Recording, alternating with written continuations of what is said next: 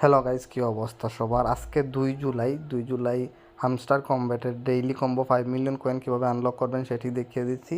তো গাইস, প্রথমত আপনাকে হামস্টার কম্ব্যাট ওপেন করতে হবে। ওপেন করার পর ডেইলি কম্বোতে ক্লিক দিবেন। তারপর এরকম আসবে, এখান থেকে 3টি কার্ড আনলক করে ফেললেই আপনি 5 মিলিয়ন কয়েন ফ্রিতে পেয়ে যাবেন। তো গাইস, প্রথমত আপনাকে যে কাজটি করতে হবে, পিয়ার অ্যান্ড টিমে দিতে হবে। তারপর নিচের দিকে দেখুন, এখানে লেখা আছে হামস্টার গ্রাম। এই কার্ডটি যে কোনো একটা লেভেল আপগ্রেড করে নেবেন। দেখুন, আপগ্রেড করার সাথে সাথে আমার একটি কম্বো কার্ড আনলক হয়ে গেছে। এখন আমরা সেকেন্ড কম্বো কার্ডটি আনলক করব।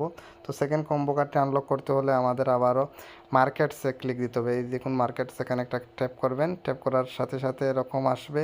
এখান থেকে আপনি নিচের দিকে যাবেন, একদম নিচের দিকে এখানে দেখুন ট্রেডিং বটস, এই অপশনটার যে কোনো একটা লেভেল আপগ্রেড করে নেবেন।